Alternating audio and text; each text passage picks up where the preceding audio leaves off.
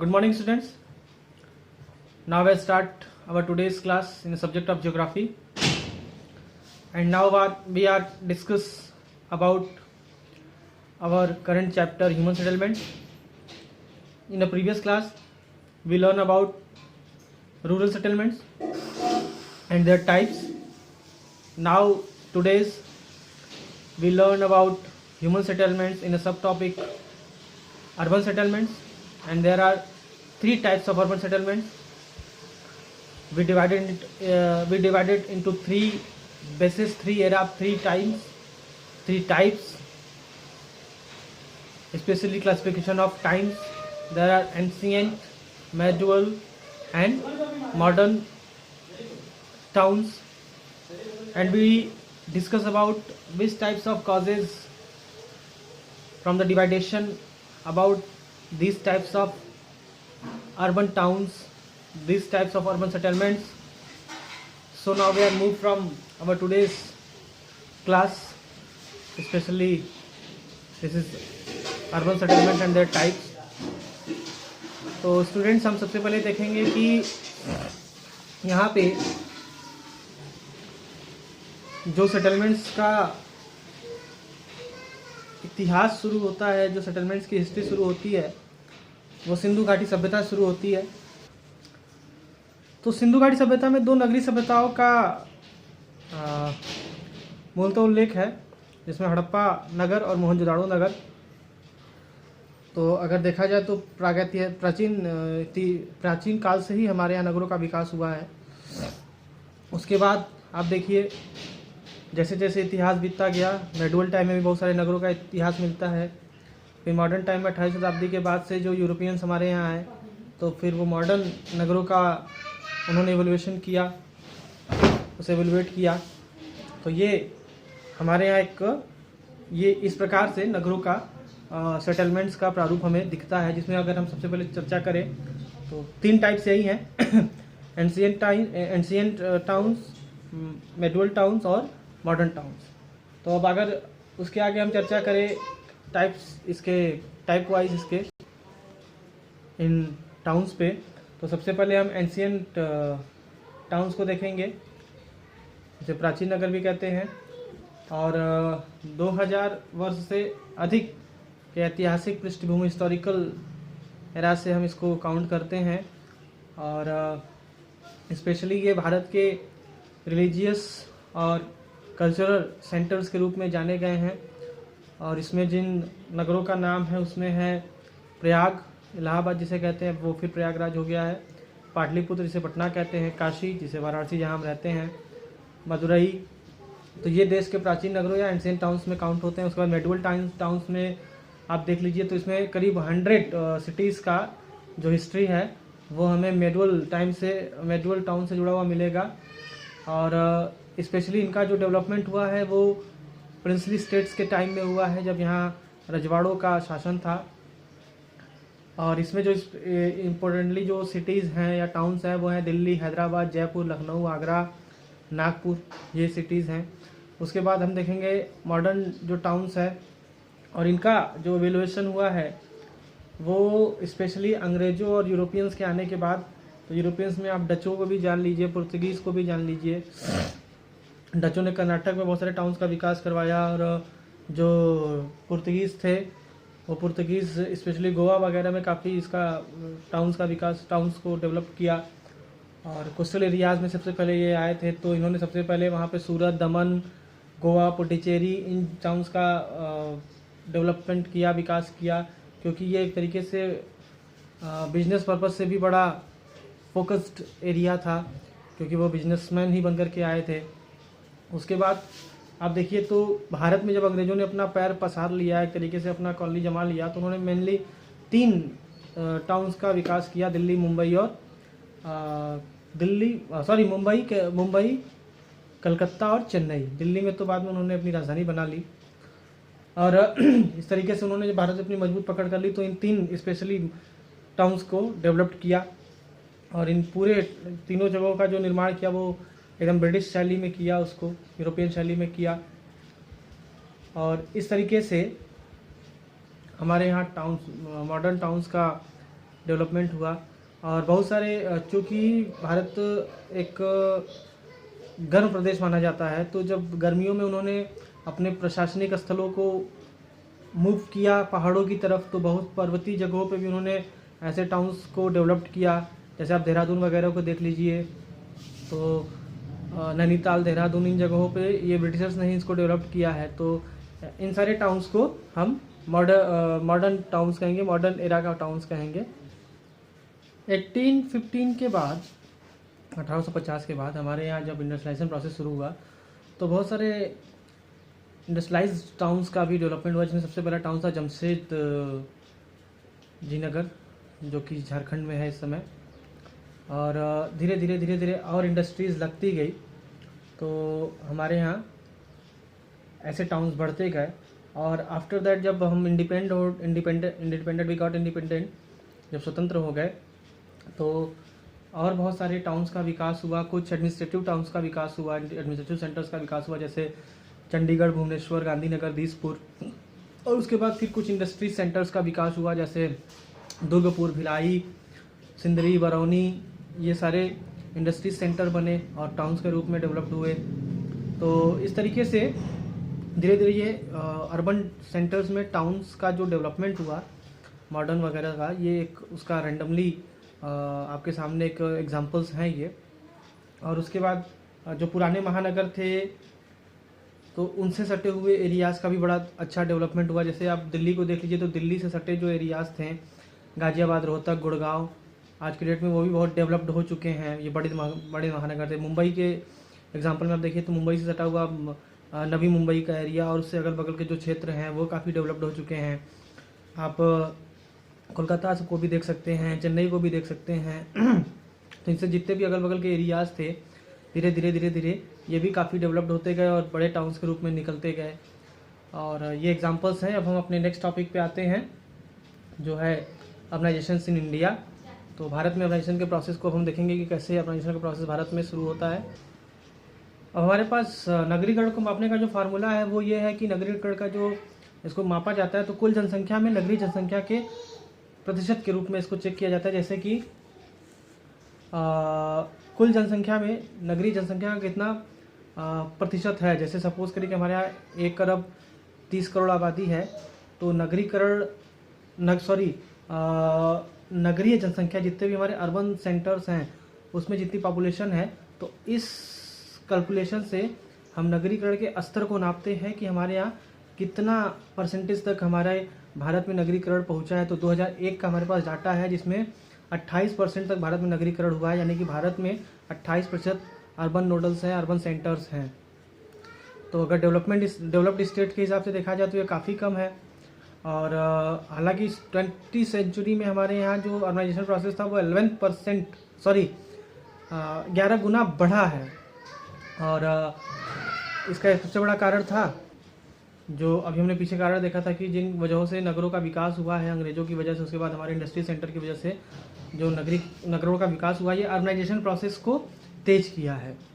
जो इंडस्ट्रियल कारण थे, उसके बाद जो प्रशासनिक कारण थे, तो इन कारणों की वजह से हमारे अर्बनाइजेशन का प्रोसेस जो है वो तेज हुआ है। लेकिन अभी अगर हम देखें तो अभी जो 2 डिकेड्स बीते हैं, जो 2 दशक बीते हैं, उनमें हमारे यहाँ जो नगरीकरण का प्रक्रिया था वो थोड़ा धीमा हुआ है।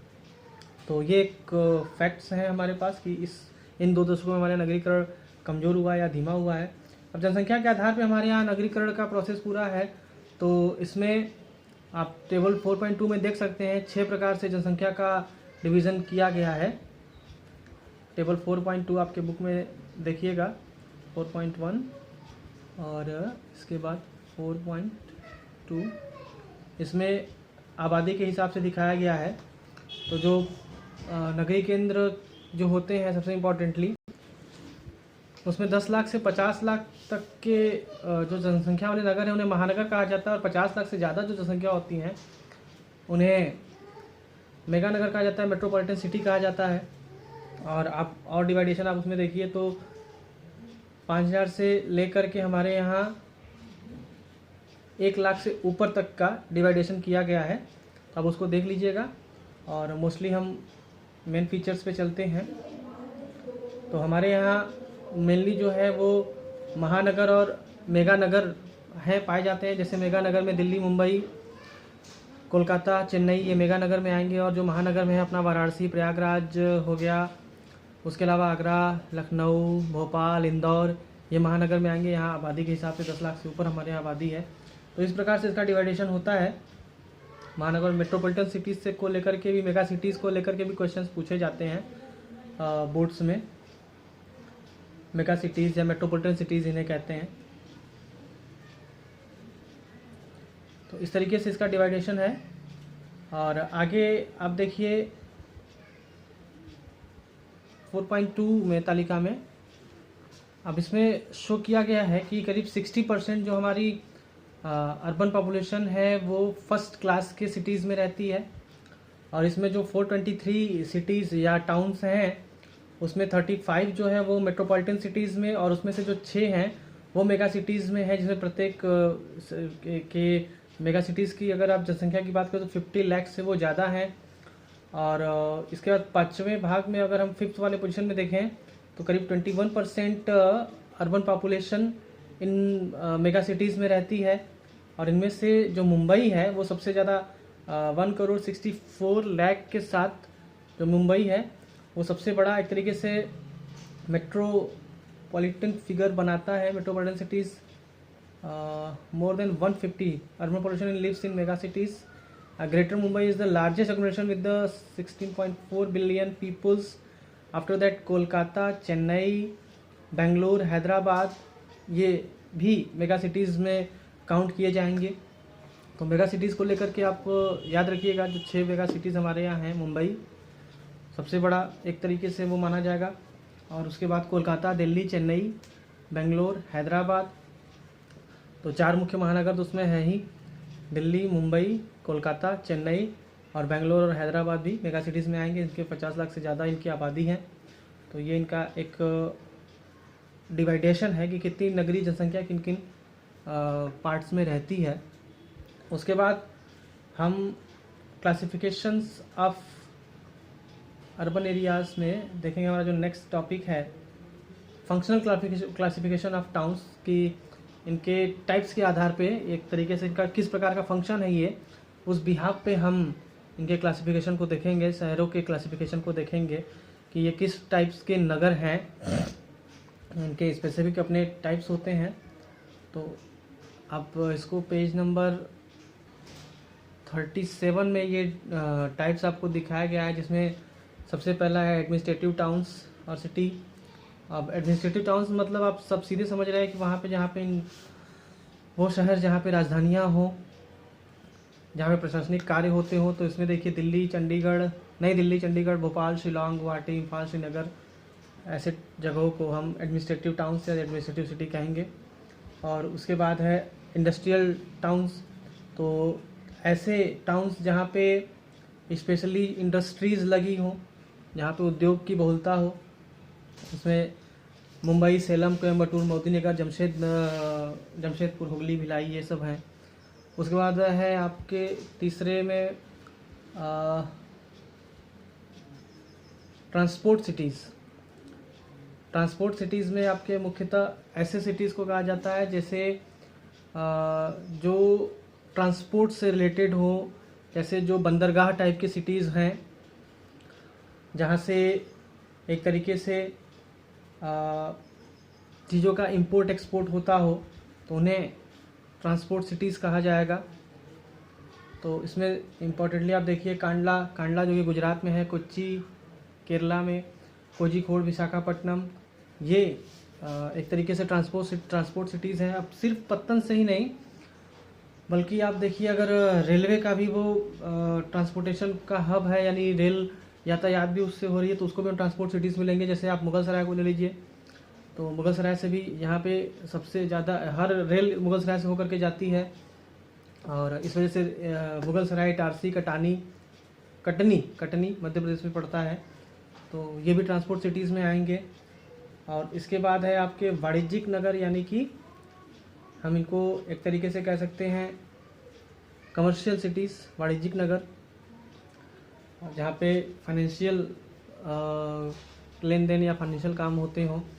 तो इसमें है इम्पोर्टेंटली देखिए व्यापार बिजनेस जहाँ होता है, वैसे वाराणसी को भी हम लग सकते हैं, यहाँ पे भी ये भी एक तरीके से कमर्शियल सिटी माना जाएगा। हालांकि एग्जांपल में वाराणसी नहीं है, कोलकाता, सहारनपुर, सतना ये हैं, लेकिन वाराणसी का एक अलग एग्जांपल है, ये एक तरीके से कल्चरल सिटीज़ में आएगा। और उसके बाद माइनिंग सिटीज़ हैं जहाँ पे माइनिंग होते हो रिसोर्सेज के, रानीगंज, झरिया, डिगबोई, अंकलेश्वर। और इसके बाद है आपके कमर्शियल के बाद माइनिंग, और माइनिंग के बाद गैरिसन कैंटोनमेंट टाउन्स, छावनी एरिया, जैसे मिलिट्री के लिए जो एरियाज़ बनाए जाते हैं, पठानकोट हो गया, अम्बाला, जालंधर, महू, बबीना, उधमपुर, तो जहाँ पे मिलिट्री एक्टिविटीज़ होती है वहाँ पे मिलिट्री बेसेस होते हैं, ऐसे सिटीज़।